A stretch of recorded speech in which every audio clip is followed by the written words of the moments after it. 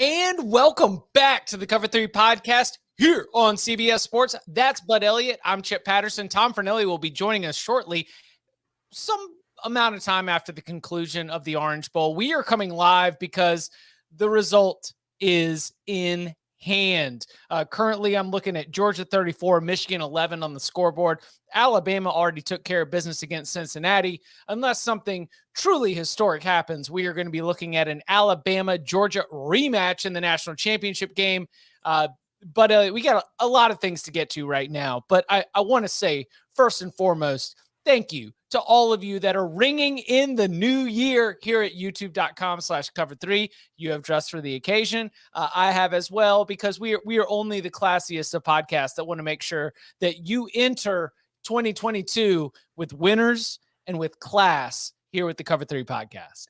Chip, that's right, man. We are formally ringing in the new year here. Looking sharp, gentlemen. We see it in the comment section, of course. And, two games today that were blowouts, but I still found them somewhat entertaining nonetheless. I wanted to see like how they got to the blowout, and like there are really good things that all these teams do, and the teams that won these games found ways to neutralize those things and overcome those things and play to their own strengths as well. And look, we do have a matchup or a rematch coming, in my opinion, of the two most talented teams. Certainly, if you look at the recruiting rankings over the last 4 years in the country, so. I'm excited to watch it, and I'm excited to break down these games, man.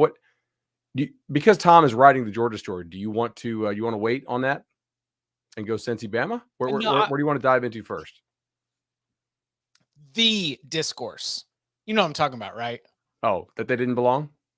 It just or the discourse about like playoffs are broken. This is why we need to expand it. Oh, bring back the BCS. Like I find myself in like, but I might need you because you are so much more focused in a way that you don't get, lost on the edges the way that I do. I get lost by narratives. I get lost. I mean, it's why our against the spread records are different. I get distracted by lots of different stuff. I'm just coin flipping too.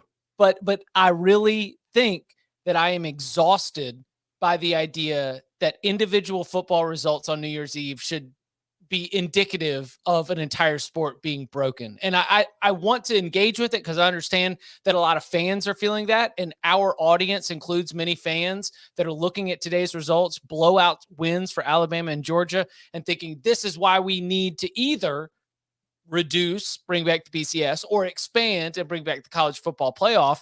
And I just can't help but find myself but thinking that all of it is just like complaining and overreaction because every single season is different. And every single situation is different. And the fact that there are like two teams that are able to overwhelm you with talent, like that's kind of always been college football. I just don't see anything wrong with the playoff as it is. I don't see anything wrong with the fact that we are going to get Alabama and Georgia as a rematch. Chip, if we never had the bowl system, I don't really think that we would be in a situation where we were complaining about the playoffs as much. I think it's a combination of the same teams win the playoff all the time, which college football is a very top-heavy sport as far as the ultimate prize. And that's fine. And we've always had it be that way. There aren't that many teams that win a national title, especially not post-World War II, especially not post desegregation. So when you look at it in that time period, very few teams actually have the ability to recruit to that level and win the whole thing. And none of that is really particularly new. What I think is new is the sort of de-emphasis on the bowl games, which our colleague Denny Cannell has kind of complained about and lamented. He thinks there's maybe too many bowl games now. And I don't agree with him because I want more opportunities to bet on these things. However, the game that really stood out to me of why I do think we need to kind of expand this a little bit was last night. I was sitting there on my couch. Pitt, Michigan State. Pitt, Michigan State. Okay. Kenny Pickett, one of the best quarterbacks going into the NFL, opted out. Kenneth Walker opted out. Pitt's second string quarterback goes down.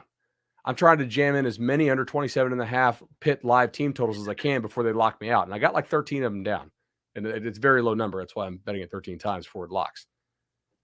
But, man, if that game was a playoff game, you and I know that Pitt and Michigan State can't win the national title. But fans don't. Look at the insane comments, and we love you guys for it. Look at the Twitter responses I get. Fans and players are always going to believe in their team to an irrational level as long as they have something to play for. And I'm not going to say we would never have an opt-out of a playoff game. I think it's certainly possible, and somebody probably will at some point. Maybe they'd fake an injury to do so. But realistically, I don't think we will have that many of them. And nice, Georgia Live Under just hit. I know I'm not supposed to comment on the game, good, but that's ball game. No, you can comment on the game. I just didn't want to go live at like the 9-minute mark and then have Michigan make the ultimate onside kick recovery and Right. Late touchdown and 2-point conversion, things like that. I thought that the underdogs were not even going to score a touchdown. I thought that we were really going to be looking at Alabama and Georgia came out here and did not allow you to cross into the end zone, and that is so deeply and thematically SEC and just very within the Alabama industrial complex of the Nick Saban, Kirby Smart. We are going to eliminate your will to compete through and through. I kind of liked it, but I mean, I'm sitting here with a losing Michigan plus 7.5 lock and pick across all of our CBS Sports platforms. At this point, I'm just trying to root for entertainment for me. I think that our final of 34-11 still leaves us with the same conversations about this Georgia-Michigan game. Do you want to start at Alabama-Cincinnati? Because I know that we were texting earlier, and there is probably some more complexity to the result than I think a lot of fans. If you didn't get a chance to watch it all, I hope you are listening to this. I hope you are watching this with the hope to get some insight, because I thought it was a pretty more interesting game than the final score would suggest, especially considering our expectations going into it. Chip, I would agree with you there. So yardage total wise, right? Bama absolutely smoked Cincinnati. I think at the half it was 304 to 70 or something like that, which is a smoke show. But I thought situationally Cincinnati did a couple things that bothered Alabama. Alabama was struggling with some injury stuff in this game that they kind of were piling up a little bit. They're already without Josh Jobe, the corner. Jalen Arbor Davis goes down. One of the other corners, they're having to play Kyrie Jackson, who, granted, it's Bama, so he was the number one junior college corner in the country. And the other kid on the other side, Kool-Aid McKinstry, was the number one high school corner in the country in last year's class. And then Emil Ekiyor, the offensive lineman for Alabama, goes down, and they have to put in a backup. And that offensive line this year has had struggles. And they had to put in J.C. Latham, who was that's right, number one offensive tackle in the country. They're using him at guard right now. But I thought I really liked some of Bill O'Brien's game plan stuff that he did. And I've not always been the biggest fan of what O'Brien's done this year. I do think it was a downgrade from Sarkisian, but it's also hard to parse that, because last year, look at all the tools Sark had to work with this offense. And this year's offense, personnel wise, it's just not the same thing. So in fairness to Bill O'Brien, he's not had quite the tools to work with that he did last year. But I thought, let's review what we said Cincinnati was very good at, right? Creating confusion, shooting gaps. They play a kind of a unique 3-3-5 overhang scheme. It's something you don't see a lot of teams run in the same way that they run it, especially not teams that have really good, legitimate NFL corners at both spots. Right. When you had that, you can be very creative with your other 9 pieces on the field. And so I thought Bill O'Brien's game plan with Alabama, and we could just kind of go home now and be like, all right, Bama mashed them, done. But no, I think they did more than that. Yes, they were physical, but they came out with tempo. And I thought one of the reasons they were doing that was because Cincinnati likes to do a lot of pre-snap stemming and shifting and whatnot. And with that tempo, I thought Cincy had to be a little more simplified in its calls. And Bama got more of a straight up look for them. That to me was pretty big. The goal here was to get Cincinnati out of what they like to do. And of course, that's always going to be the game in pretty much any game. But they did a good job with that. They also ran, how many times did you see Alabama pull guards or tackles or anybody on actual run plays? To me, it was almost never. They did it to try to get some of the downfield play action stuff. But it was downhill. When we were actually giving it to Brian Robinson, we were just going to try to take advantage of the fact that, when you have that, and Nick Saban mentioned it in his post-game press conference on ESPN, or the post-game, interview, where he said, to your point, he said, when we knew that they were going to run that 3-3 stack, we knew that we were going to have some opportunities to run the ball. And if we were able to go out there and execute it, it was going to be something that was going to be good for us. And from the very first drive, run, run, run, run, run. Like Yeah. it was the idea that we believe that we can run downhill at you. And, for Brian Robinson, he answered the call and had a career day. So I don't think that this is overly representative of what Alabama, like it's not a new wrinkle. It was a specific matchup advantage, which shocker, the greatest coach of in the history, like the GOAT of the sport, came out and found something that was going to be able to work for him and his team. I think Alabama is still Alabama. I think this was just a very poor schematic matchup once they established it, especially early. I agree with you on that. I also like the specific way they ran it because normally, like they're his own team, but they'll also run some power and some stuff, and then they'll run duo and whatnot.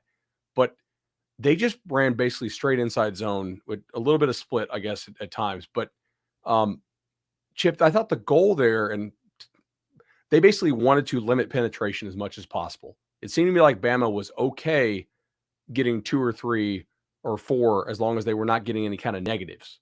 Now, granted, they got a lot more than that because they got really good push off the ball specifically with Evan Neal against the defensive end he was lined up against. And I thought they found some weaknesses there in Cincinnati's defense at the linebacker and safety level specifically. Obviously, they almost never challenged Cincinnati's corners in this game. They said, hey, we're going to go some tempo, so you guys have to simplify. We're going to go foot to foot inside zone and just kind of like move you as a wall type thing. No penetration, no funny business. We're not having guys shooting gaps and kind of going where the puller vacated. And that's a strategy you can use against a team like Cincinnati if that's what you want to go with. And then I also thought they did a really good job, not so much in the throw game, but formationally in the screen game and in the run game. They played a whole lot of bunch and stack stuff, which Cincinnati is a very good man coverage team. We talked about this in the preview. Will Cincinnati play Alabama like Auburn, like LSU, like to some extent Arkansas? Arkansas is a little different, but like LSU and Auburn tried to do, and like Georgia did not do. And again, Bama, even without John Mechie, I guess we can get to that in a minute. I thought Bama did a really good job of using those sort of stack concepts to where Cincinnati has to play some zone. A couple times they went like a little trip stack to the boundary, and it definitely messed up Cincinnati's run fit. You could tell, like both guys took Bryce Young on the keep, and you got Bama, wall down, double, climb to the backer on the play side. The other backer and the D end are still taking the quarterback, and so Brian Robinson's like, well, I'm healthy now, and I'm a physical guy. I want to hit somebody, but I'm going to run 30 yards before I hit anybody on this play. Like there was a couple plays where they blew holes open because they were superior physically, but they also did so because they set up good angles for their guys and some defensive confusion via formation, via tempo, and via the concepts they were running. I was pretty impressed because Cincinnati's a very good defense. Like their offense, I have never bought into it, but that's a really good D. And I thought they did a nice job there. So I say this, of course, with an eye on the national championship game and thinking about the SEC championship game. The last time we saw Alabama play, I think that Alabama was reckless New Year's Eve take here. You ready? Can I guess where you're going with this? That's Alabama. Okay. They were more afraid of Cincinnati's secondary than they were of Georgia's. Yeah, I would agree. I think so. That's what I saw. Or not that they were more afraid, or just the thought that they could win without having to do that. Something that I totally understand, especially when you look at the performance and the caliber that we're talking about of the Georgia front seven against the Cincinnati front seven, right? Because you were talking about being able to like blow holes open. They were better physically. And ladies and gentlemen, Tom Fornelli joining. Oh, Tom's got the jacket on too. Yes, everybody's stunting here. What's up, Tom? What are we talking about? We were talking about whether Alabama was scared to throw against Cincinnati more so than they were against Georgia, and whether we should take anything away from that. No. Okay. They thought that they could just run the ball and win, so why even try to throw against the All-American cornerbacks? I think a lot of it was Alabama's Alabama, so they run a lot of RPOs, and I think Cincinnati was taking the pass option away and saying, we're going to make them run the ball because, If they pass, we're probably not going to stop them. And if they run, maybe we can stop them. And I think that's what they tried. It's not what proved to be very effective. And I think that's really more than anything what it was. I think that's fair. I do think that Bama, we just got done praising, Tom, we were talking like, hey, they use tempo to keep Cincinnati simplified. They use a lot of those bunch sets, especially to the boundary, to kind of make Cincinnati play zone and screw with their run fits. And a couple of those times, it's like, well, Cincinnati ends up with both the DN and the backer taking the keep, and nobody's taking the give to Robinson. And the fact that they ran one concept, like they just ran inside zone, because I feel like Cincinnati shoots gaps so hard that they didn't want to allow any kind of penetration and said, just screw it. We're not going to risk it. But once Emil Ekiyor went down, I think Chip does have a point here. They did not pass protect well. They hit the one kind of wheel on the switch concept to Ja'Cory Brooks. Shout out to Corey. Been watching that kid since he was in 8th grade, so kind of cool there. Happy for him. But I thought their blitz pickup in the second half was not that great. I thought they had some confusion issues going on. I also think that they did miss John Mechie. Like, how many times did Bryce Young drop back on a non-RPO situation, on a passing down, and complete a ball to somebody who wasn't Jamison Williams? I think he had the touchdown, maybe was that a third down, to Slade Bolden? Yes. But Cincinnati's a very good secondary and a very good defense, and definitely not a team that you want to get into passing downs against. But they were not particularly competent in those situations, in my opinion. I mean, Bryce Young was 17 of 28. I was going to say, like, what are we talking about? Like below average yards per attempt, 6.4, 6.5 yards per attempt. That's for the Heisman Trophy winner. We don't want you at that. What do we always say? 7? Is that what y'all say? Like, about FBS average is somewhere between 7 and 8. I guess it's probably going north as the game continues to evolve. But yeah, Joe Burrow was like 9 something, I think. Yeah, I would like to be above 8 at least. If you were going to consider it a successful performance or consider it an elite performance. A good performance, yeah. What about Cincinnati? Clearly, they didn't make it to the end zone. Was this a Cincinnati offensive issue or Alabama's defense showing up in a way that would give you confidence, especially moving ahead to the national championship game? They couldn't block. It's really hard to move the ball when you can't block the guys in front of you. And I think that was, to me, I watched this entire game on the Skycam feed, which was amazing because not only do you get like the actual like video game view of it, but there's no announcers talking over the entire game. So you can kind of just watch the football. And I mean, it was breathtaking how, like, the very first drive of the game, Cincinnati's offensive line played pretty well. They moved down the field, then they had to end up settling for that field goal. After that, it was a one-way street for the most part. Like, Will Anderson was in a lot of one-on-one situations, which was not a place you wanted to have him. He was murdering the right tackle most of the day. I felt like every single time Alabama ran a stunt, Cincinnati didn't see it coming or had no idea like there was confusion along their front who was supposed to pick it up. There wasn't a whole lot of support from the running backs and the blitz pickup. They were just, every single time they turned around and snapped the ball, an Alabama defender was pretty much already in the backfield. And it's really hard to move the ball that way. And I think that's what we saw. We saw Desmond Ridder start rolling out a lot. I think they're, trying to move the pocket to get him out from under the pressure. But they were also just running a lot of really quick outs. And there weren't enough. Like, we talked about it in the chat, and Bud, you tweeted a screenshot of it. Like, we kept waiting for them to run an out and up.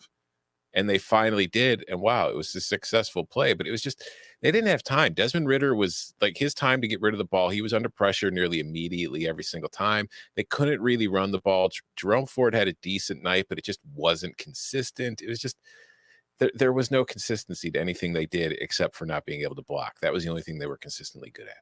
Yeah, like, so with Cincinnati's offense, I don't want to put this all on Ridder. I agree. I think Tom nailed it there.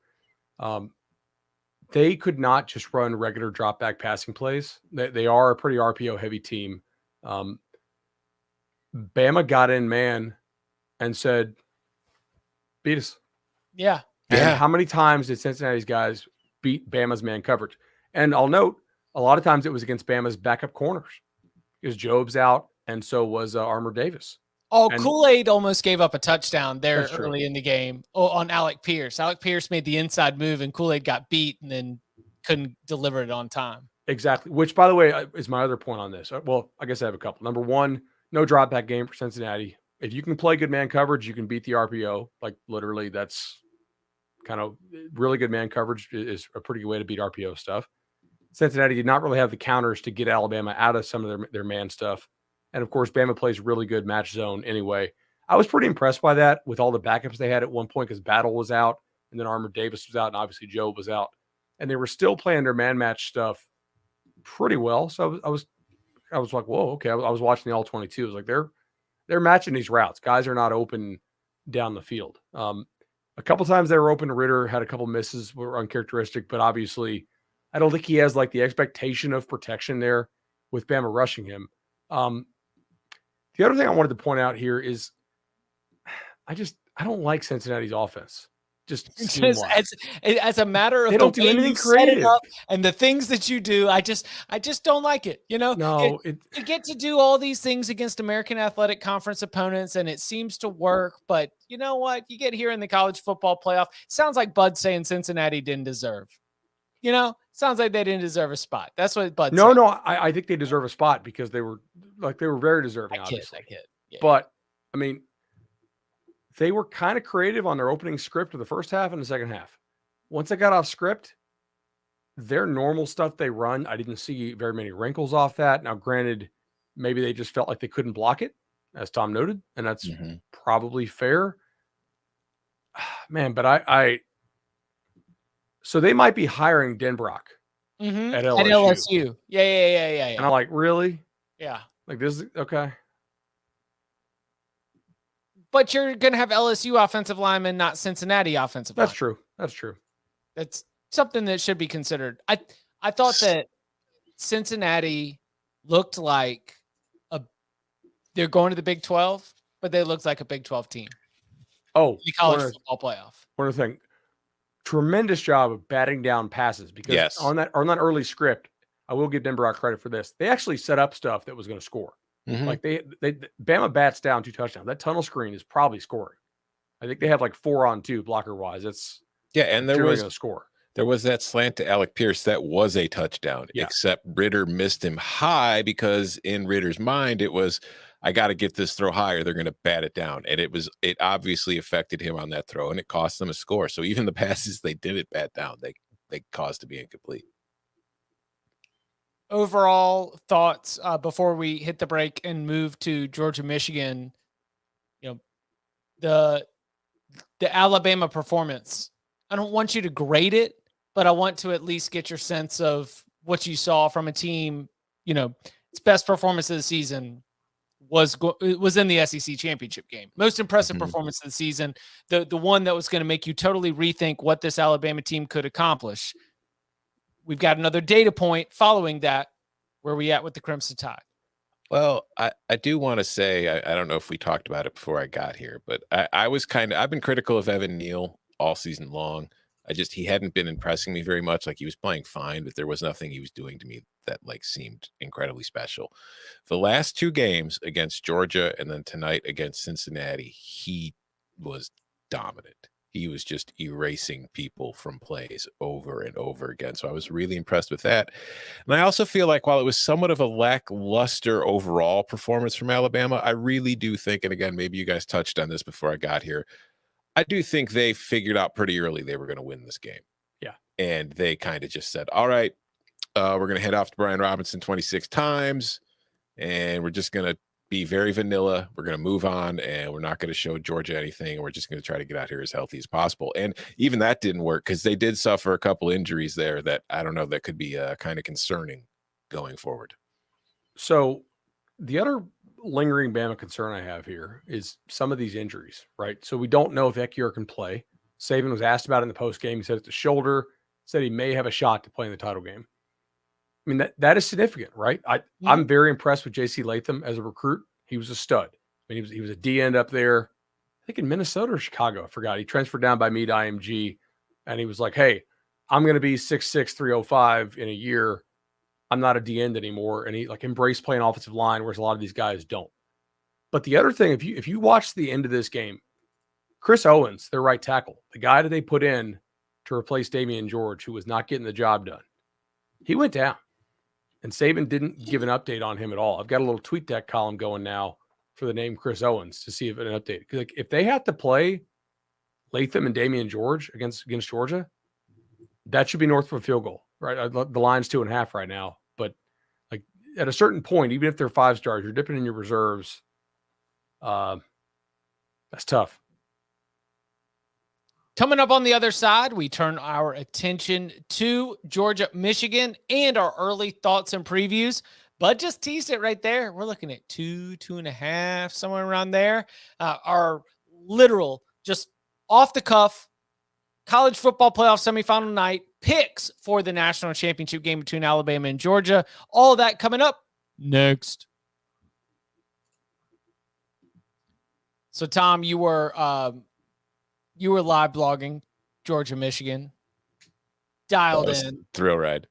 It was just everything that you hoped to get out of the game that we thought could give us absolutely anything, and gave us when we said anything could happen, we said it could be Georgia big, Georgia small, Michigan big.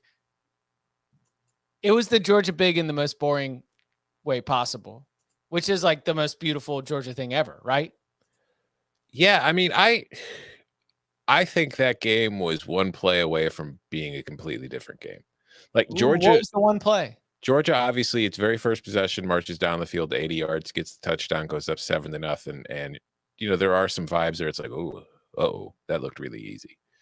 But then Michigan gets the ball, and Michigan was moving the ball pretty well too. Like the offensive line was winning a lot of battles against that Georgia front on their first possession. As they were able to run the ball. They cross midfield. They get into that 4th and 4 situation. Cade McNamara misses Eric All off his fingertips, turnover on downs. 5 plays later, Kenny McIntosh is throwing the 16-yard touchdown to Adonai Mitchell. And I think that 4th down, if Michigan converts it, I think it's a very different game.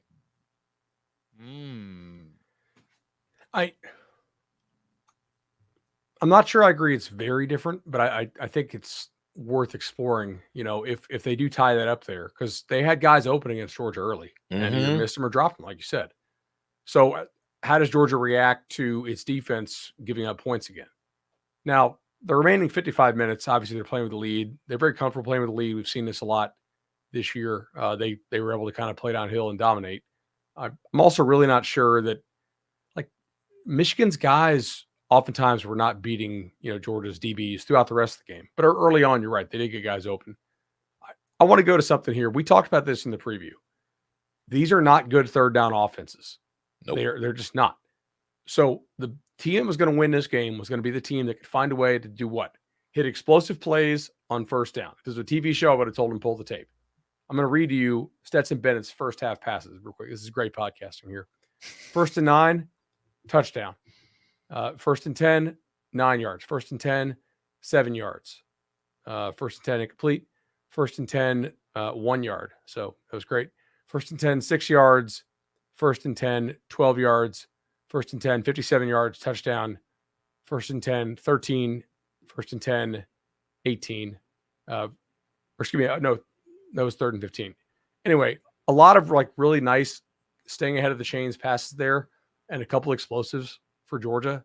That was like they hit some really nice stuff off play action early and put Michigan in a bind. It was big.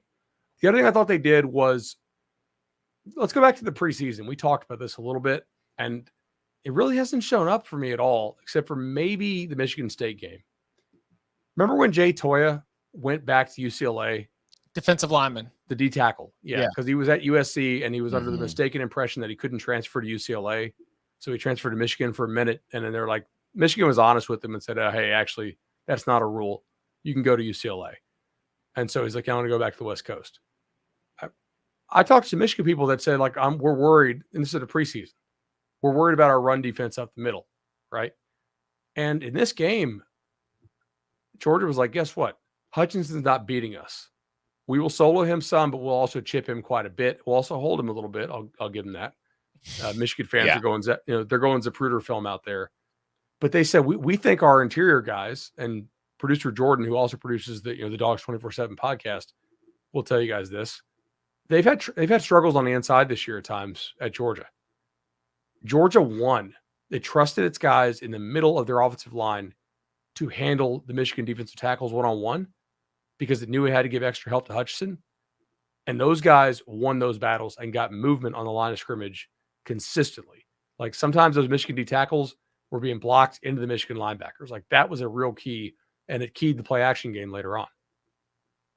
I will say, Michigan fans, if you're going Zapruder film for the holdings on Hutchinson, you will find some, but please go through the film of your offensive line too, because that was a crew that was letting a lot of stuff go, and I was fine with it. I don't mind that at all. So I'm speaking to an audience that shares much of the same conversations here, but I love the pride of Charlotte, North Carolina, Jordan Davis, but I felt like today in this Michigan game was so much more of a focus and a spotlight on the leaner, tweener, more athletic. Like it was your Nakobe Dean, it was your Nolan Smith, it was Jalen Carter, it was Quay Walker. Like it was all of these other defensive front players that weren't the massive mountain nose tackle type player. It wasn't Devontae Wyatt, it wasn't Jordan Davis. The thing that I kept seeing time and time again was just the fact that that was where the trouble was, because we're talking about an offensive line that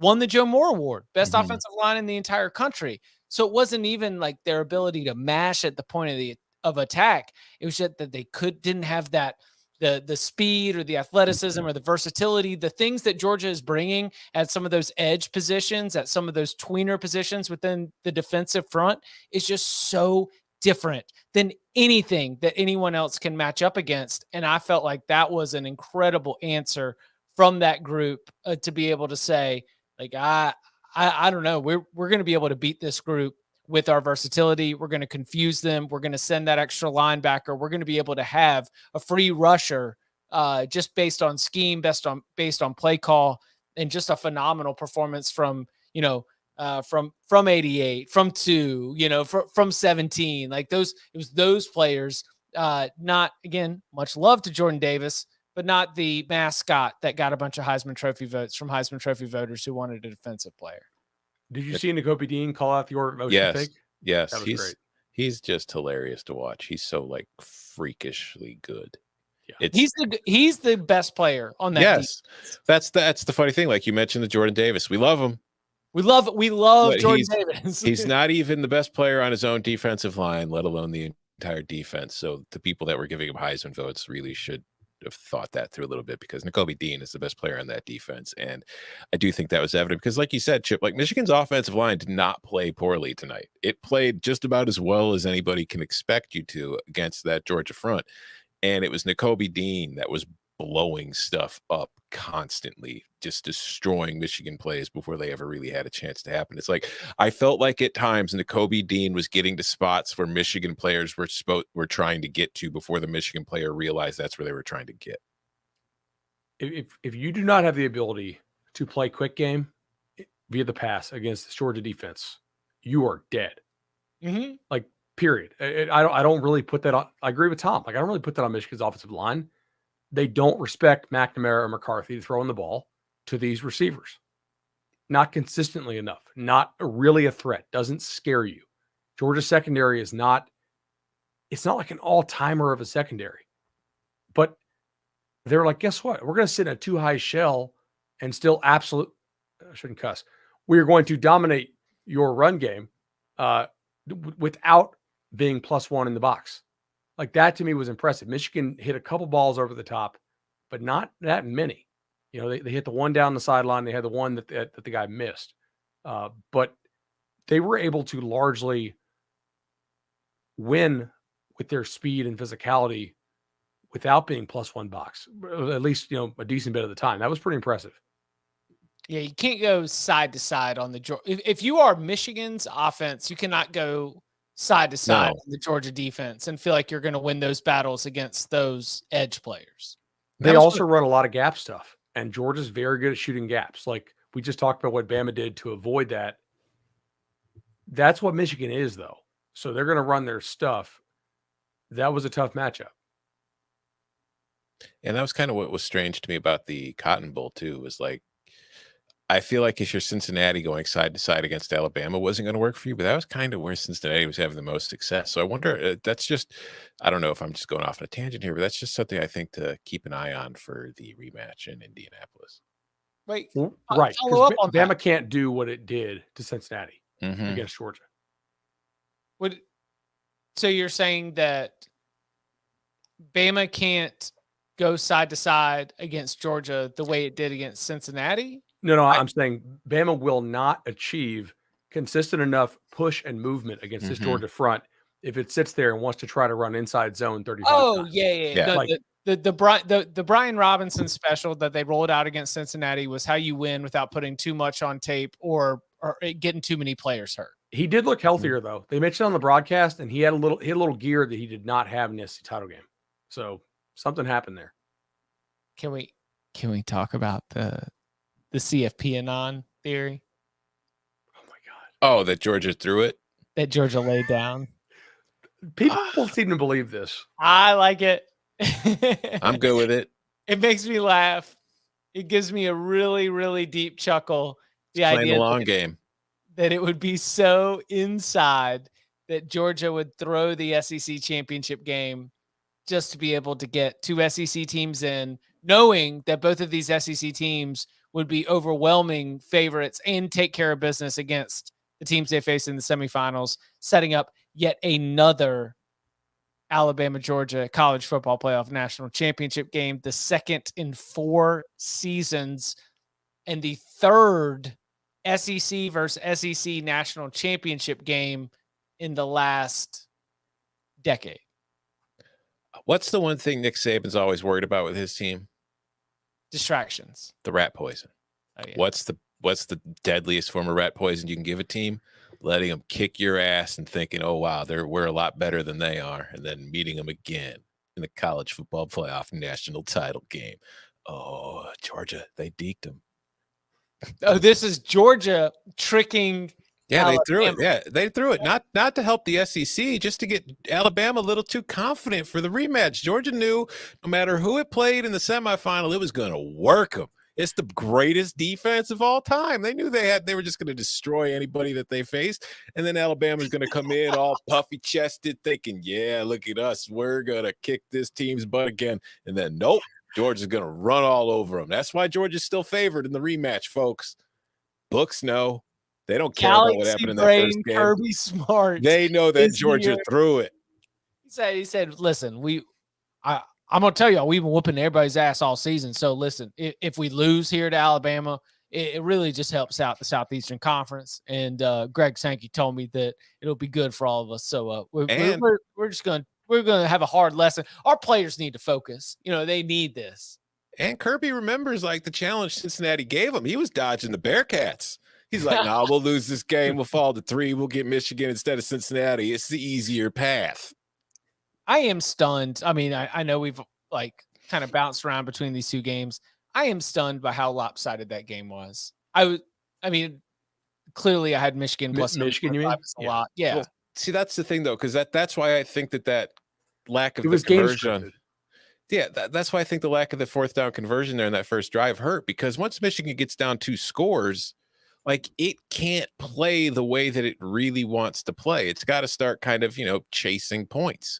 And then it gets down 3 scores when it gets to stop, it gets a field goal. So now it's in a situation where it can't just really run the ball and try to play its balanced kind of game management style. It's got to move the ball through the air a lot more, and that's not really a position you want to be in against that Georgia defense. Of course, there are very few positions you want to be in against that Georgia defense, but that's one of the worst for Michigan as far as a matchup point. 2nd and 2 is the only position I want to be in against this Georgia defense. I want to be on the sideline watching somebody else face this Georgia defense. Totally fair. Like, ow, my knee hurts. Coach, I got to get out, Coach. Yeah, I got to get out. No, this is the college football playoff. This isn't the another insert name here type bowl. What do we think about the national championship game? We've already sort of teased it. We've already talked about it. I know Tom's pick, but Bud, where are you at on this one? Georgia. So Go back and I assume you guys have this on your DVR still. Bryce Young played an unreal game.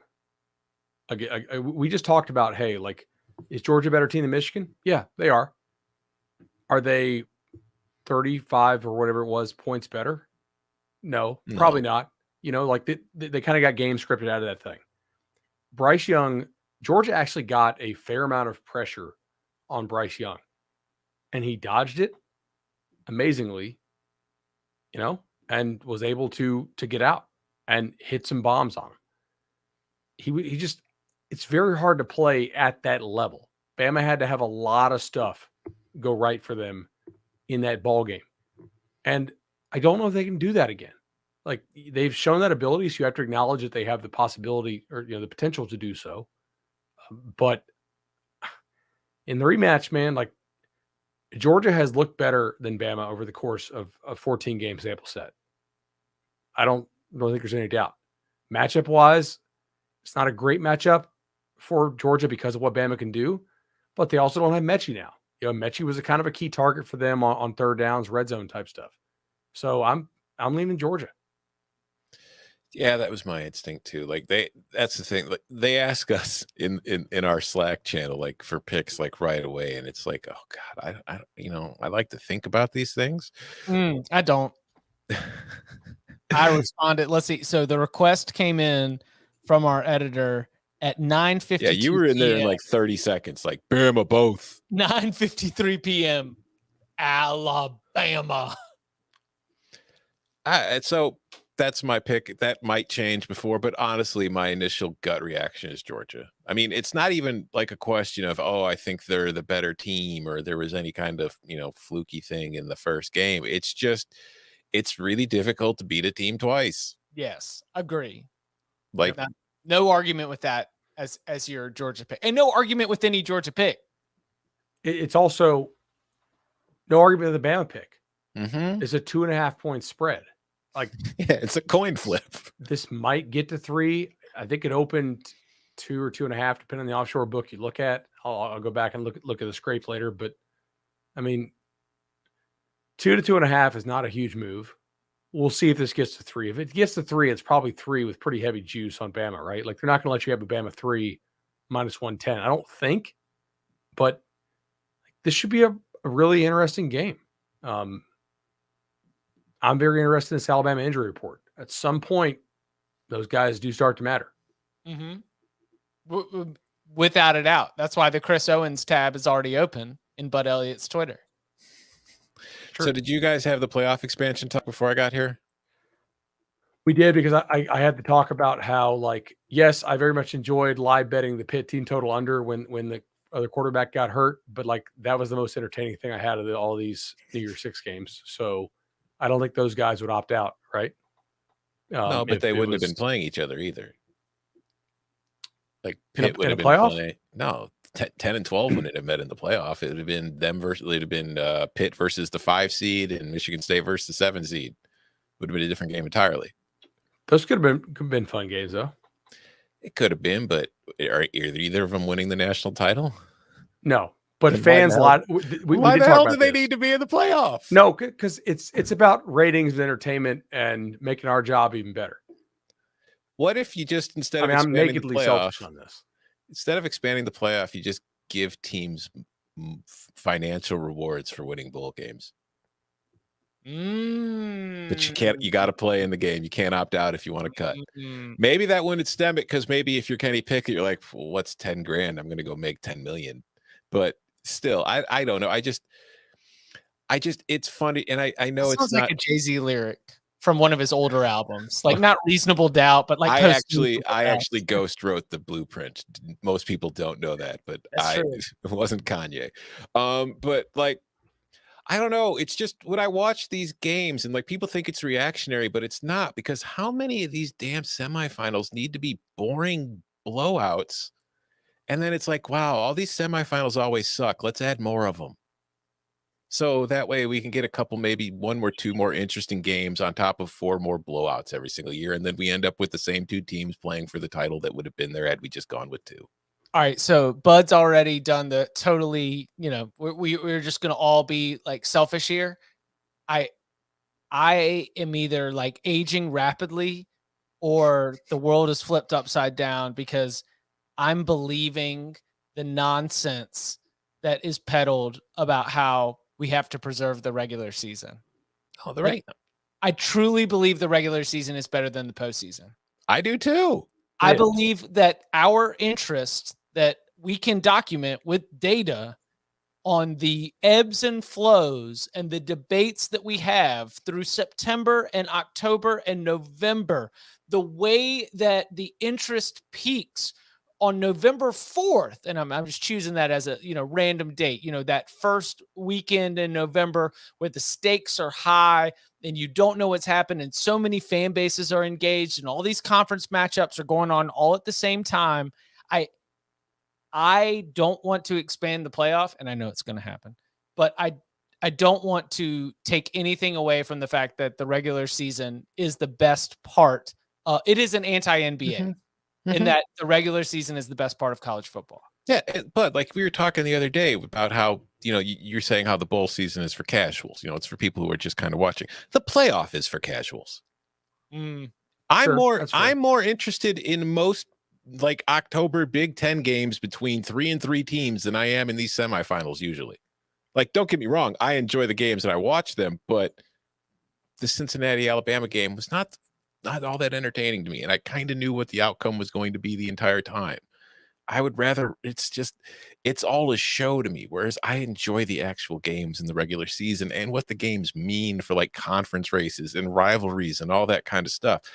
The playoff is just a television event. It doesn't really mean anything. And the national title is just a thing to hang.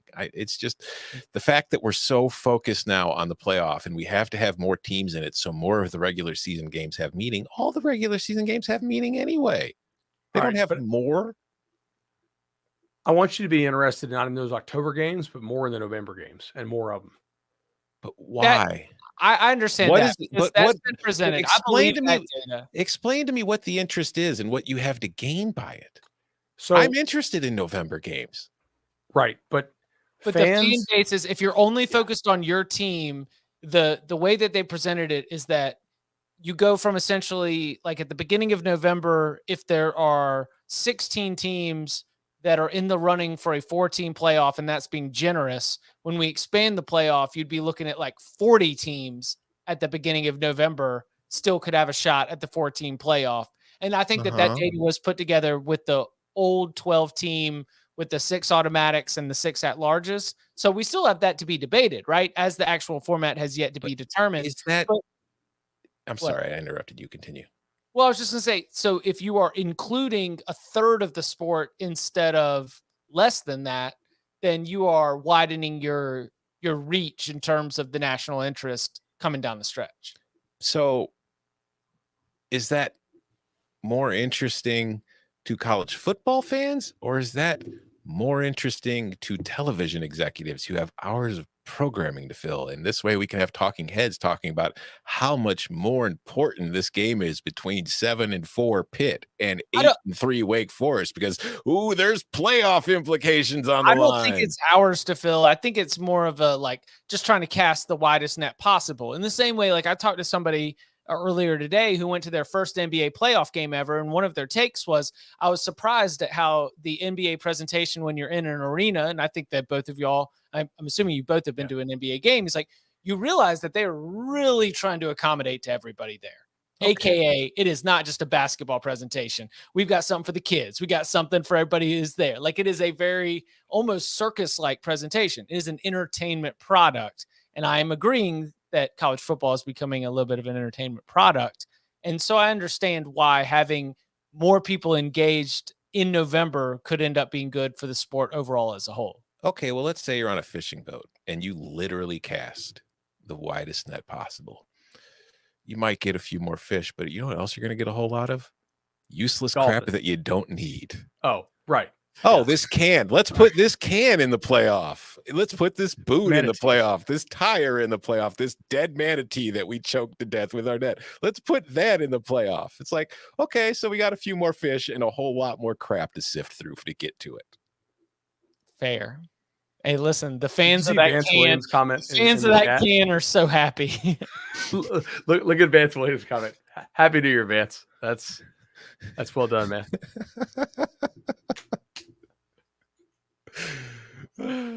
Oh gosh. I'm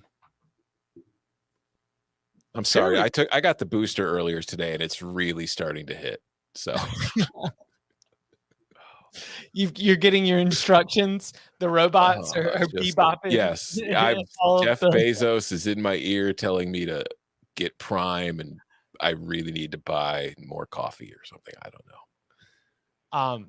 Okay, so we are split decision, and we will, by the way, have our official college football playoff national championship game picks and predictions and preview coming up. I guess we are Friday, so it'll be next Thursday, probably. That's when we'll target it. Maybe we'll do it on Wednesday. But I feel like getting our Alabama Georgia rematch is appropriate for the season that we've had. Right? We will have a rightful champion, one way or the other. Yeah, they're the two best teams in the country. Although, if it had been the BCS, we would have had Alabama, Michigan. But of course, Georgia wouldn't have thrown the SEC championship in a BCS system. Alabama, Michigan would have been closer. I agree. Because Alabama's front seven is not quite as dominant from a run-stopping standpoint. I think Georgia Cincinnati would have been closer too. That's the funny thing about matchups. Yeah, exactly. I agree with that. Mm-hmm. If Cincinnati could have done what to Georgia? I think they could have. I think that they could have slowed the offense down a little bit more, and I think that they could have been more competitive. I'll put it that way. I just feel like that Alabama was a worse matchup for the Bearcats. I don't think the Bearcats would have beaten Georgia. I just think they were a better matchup, and I think it's the same thing for Michigan against Alabama. I think the results would have been the same. The games would probably have been more entertaining. Yeah, I mean, I think there's two offenses out there that can score against Georgia. And one of them screwed around and didn't make its defensive changes after the COVID year, and they're playing in the Rose Bowl. And the other is Bama. They made some defensive changes, by the way. This year. Yeah. In this offseason. After a year too late. Yeah. And that's why we're on Notre Dame on January 1st. Had they done it before the Oregon game, it probably would have been Ohio State playing tonight. And speaking of Notre Dame, did you guys see that Oklahoma State is now a favorite in a couple spots? Like, is there some kind of what do we got there? COVID or like an opt out we're not expecting? I mean, it's not a big move, 1-1, but well, when bowl season daily is released on this very feed here in a matter of hours, after we record it, yeah, we haven't recorded it yet. Notre Dame is a short favorite, but we left a little bit of wiggle room because we saw where the line movement was going when it was being recorded. Oh, maybe. Oh no, wait, never mind. I was going to say maybe T-Boone put a big bet down, but that would be hard for him to do. Rip. I will say for Tuesday's game, I think people are betting Kansas State now based on injury information or opt-out information coming out that I guarantee you the big groups have known about for weeks and already bet. Like, nobody is surprised that Davis Price isn't playing in this game. We all expected that for weeks. So I think you guys, if you're betting this now based on who's opting out, you're late. It's already priced into the number. You're probably right. And a brave soul, if you're taking big stabs at Kansas State LSU on a Tuesday in early January. I took a decent stab, but it was at pick, not 4.5. I'm going to watch that game, and I might bet it, but it will not be before the opening kickoff, or confidently, or in anywhere where I'm going to be held to it. That's for sure. What did Jordan just put in the chat? Oh, did you see Jamari Salyer? He kind of pancaked him on a. So it looks like Hutchinson gets kind of crossed up. Jordan just dropped a link in the chat. Hutchinson gets kind of crossed up on an inside move, loses balance, and Salyer regains his balance and pancakes him. Cool. That's not the first time it's those happened. guys are Won't be fun the to last. watch, man. Yeah, There's a lot of NFL players in that field. yeah. It's like, I mean, come on. So whatever. What? Where was Will? No, I'm just saying, like the tweet. Oh, no, I was reading Jordan's comment in the private chat. Yeah, no, the person who tweeted was like Hutchinson for Heisman, saying that Hutchinson shouldn't win a Heisman because he got pancaked on one play against Georgia. So it's like, all right, guys. Reggie Bush actually won a Heisman and he coughed the ball up and lost a national championship. Yeah, he shouldn't have been a Heisman final. That's why they took the trophy from him. And that's why he doesn't deserve it to actually get it has back. nothing Sorry, to do with Reggie. it actually has nothing to do with the NCAA violations. The Heisman Trust actually watched the game against Texas and was like, well, I'm sorry. Can't do that. I'll just say it, like, Jordan, if you're upset that Will Anderson wasn't a Heisman finalist, Aiden Hutchinson has nothing to do with that. You're upset at the wrong person. Yeah. Also, Bryce Young's a better player than Will Anderson. I said it. Sorry. Like, a quarterback is so much more valuable than a defensive end ever can be. Will Anderson didn't do a damn thing in the first half of this game, and Bama was still in control. Will Anderson did have a good game, though. Yeah. Like the final 40 minutes, really good. First 20, you didn't hear his name called a whole lot. Now, I think part of that's because Cincinnati was really focused on him, but I'm all about quarterbacks winning the award because it's the most important position on the field by far. So if you're the best quarterback, you are probably the best player. Somebody else might be better than you are at their position, but their position doesn't matter as much. Not even close. I will say the argument, though, for Anderson is that the season Bryce Young put up is very much in line with the seasons a lot of quarterbacks have put up over the years, whereas the season Will Anderson put up was an outlier compared to other defensive edge rushers that we've seen. So it was crazy. You're right. All right, we want to wrap this up. Anything else you want to get out of here? Anything from Central Michigan's Big Sun Bowl win or Wake getting it done for a big 11-win Deeks in the Gator Bowl? Wazoo had that Juarez flu, man. They sure did not look very. They looked very disinterested at the start of that game. They kind of got things going in the second half, but that first quarter, they looked like they were anywhere else in the world but there. Yeah, that was. Thank you to Tom for telling me not to lie bet Wazoo. Yeah. Oh. What was the live line? There was a lot of conversation going on. I think it was like -1, and they were punting. And I was like, all right. So like, I like to bet on teams when they punt because like a lot of people will take the other side, and you're kind of expecting a defensive stop. But I didn't do it. Thank you, Tom. You're welcome. I pitched it on the early edge for Sportsline as alt line or money line. You either take Washington State alt line or you take Central Michigan money line, because if it's close, I don't trust Washington State to care enough to be able to finish this off, and Central Michigan will care much more. But if Washington State came out and put Central Michigan in its locker early, then it could have been able to hold on. Jay DeLore had an awful start to the game. And also, not only were we missing Max Borghi, but even the backup running back, who was pretty good, had the violation of team rules, and we didn't even find out about that until shortly before kickoff. So Cougs were in a little bit of a tricky spot. You know who did have Central Michigan on the money line and the money line sprinkles? Tom? Yeah, that's right. Nice. So Tom wins again. He is Bud Elliott. You can follow him on Twitter at Bud Elliott3. You can follow him at Tom Fornelli. You can follow me at Chip_Patterson. Gentlemen, viewers, listeners, Happy New Year. Wish nothing but the best for 2022.